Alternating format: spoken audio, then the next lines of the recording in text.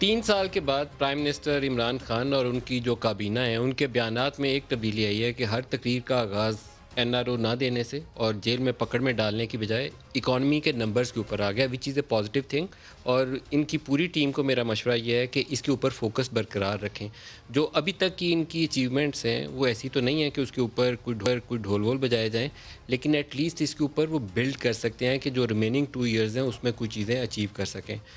3 سال ان کے، اور اگر ان کے لاسٹ ایئر سے جو 2017-18 میں جب ان کو حکومت ملی سی تو اس سے کمپیریزن کریں تو ایک شکوہ پی ٹی آئی کر رہا ہے کہ ان کے اوپر بہت بوجھ ڈالا گیا. اور آج بھی پریس کانفرنس کے اندر بھی دونوں پارٹیوں نے آج پریس کانفرنس کی ہیں، اپنے اپنے نمبرز دیے.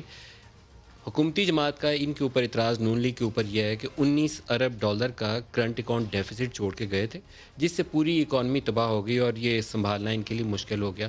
اس کرنٹ اکاؤنٹ ڈیفیسٹ کا ایک کی کمپوننٹ میں نے کل بھی پروگرام کے اندر آئیڈینٹیفائی کیا تھا، جو پی ایم ایل این کی بنیادی طور پر اگر ایک فیلئر مجھے آئیڈینٹیفائی کرنی ہو کہ 5 سال میں کیا چیز تھی جو انہوں نے اکانومی کے اندر جس کا صحیح طریقے سے بیڑا گر کیا ہو، تو وہ ایکسپورٹس تھیں.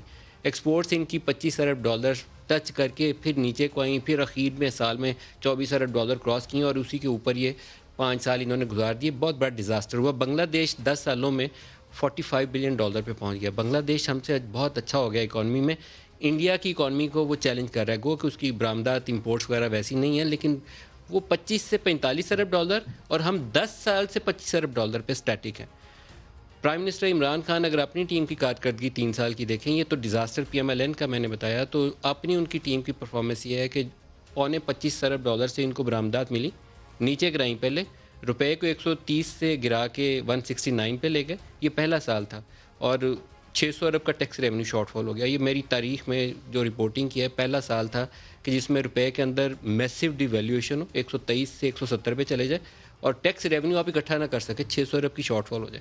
ہمارے 45% کے قریب ٹیکسز امپورٹ سٹیج پہ اکٹھے ہوتے ہیں، لیکن نالائق شخص کو اگر آپ لگا دیں جس کو یہ پتہ ہی نہیں ہو کہ کسٹمز ڈیوٹی یا ڈیوٹیبل آئٹمز کا کون سی چیزیں ہیں، تو وہی ان کے جو ایف پی آر کے جو لوگ تھے اس وقت انہوں نے وہی پاکستان کے ساتھ حال کیا. 25 ارب ڈالر پھر نیچے ایکسپورٹس گر گئیں. اور ابھی جو تازہ ترین اعداد و شمار آج کے رپورٹڈ نمبرز ہیں، میں وہ آپ کو پڑھ کے سناتا ہوں.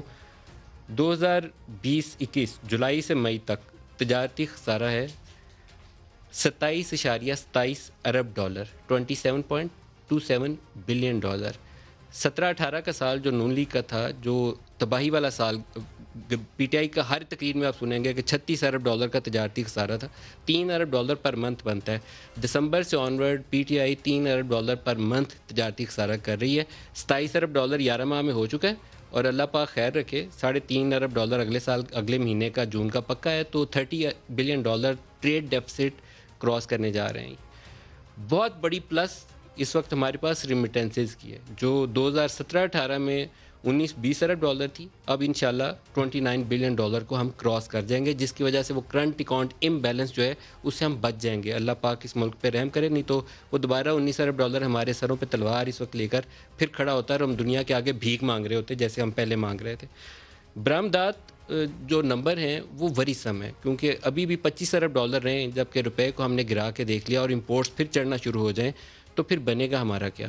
اور ٹیکس ریونیو ایک اور نمبر ہے جس کے اوپر پرائم منسٹر کا دعویٰ تھا کہ یہ 4,000 سے ڈبل کر کے اس کو 8,000 ارب پہ لے جائیں گے. نون لیگ کریڈٹ لیتی ہے کہ انہوں نے 1,900 ارب کو 3800 بلین ایگزیکٹلی 100% اس میں اضافہ کر لیا اپنے 5 سالہ دور حکومت میں.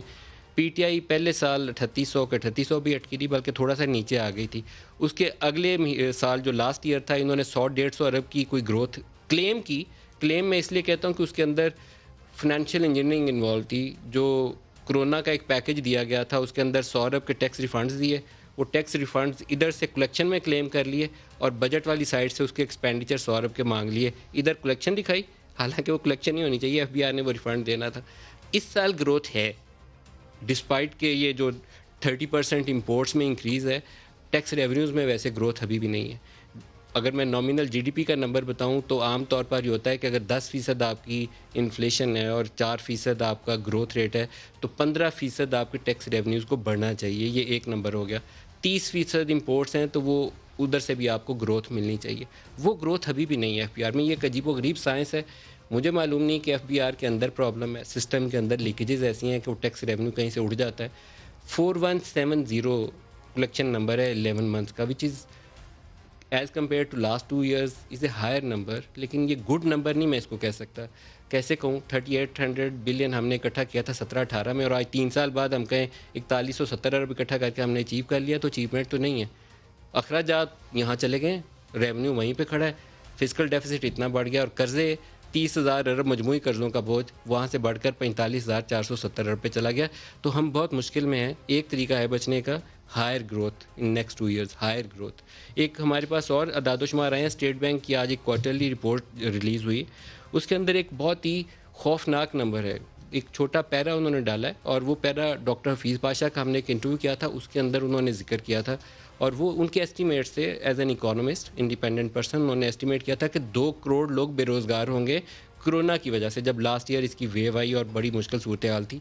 State bank of Pakistan officially acknowledge कर रहा है इस चीज़ को, और कह रहा है कि लॉकडाउन से पहले 55.7 मिलियन पाकिस्तान में टोटल एम्प्लॉयज़ थे। लॉकडाउन के दौरान ये तादाद घट के 35 मिलियन पे आ गई। 2 करोड़ से ज़ायद लोग बेरोज़गार हो गए। ये फर्स्ट वेव का तज़किरा हो रहा है। 2 करोड़ लोग से ज़ायद बेरोज़गार हो गए। लॉकडाउन के बाद उन्होंने कहा कि बहुत से लोगों को रोज़गार वापस मिल गया, तो 52.5 मिलियन लोग वापस रोज़गार पे आ गए। लेकिन ओरिजिनल नंबर से अगर कंपेयर करें तो अभी भी ये 30 लाख कम है, और इस अरसे में जो नई एम्प्लॉयमेंट जनरेशन होनी थी, इसका मतलब है कि वो भी एडअप नहीं हुई। तो 50 लाख के करीब अभी ऐसे लोग हैं जो पिछले 1.5 साल में बेरोज़गार हो चुके हैं, जिनके लिए जॉब अपॉर्चुनिटीज़ नहीं है। तो उनके लिए हम सबको मिल के कोशिश करनी है। हम इश्यूज़ आइडेंटिफाई करेंगे, और पार्लिमान में बैठे लोगों की ज़िम्मेदारी है कि वो इसका हल निकालें।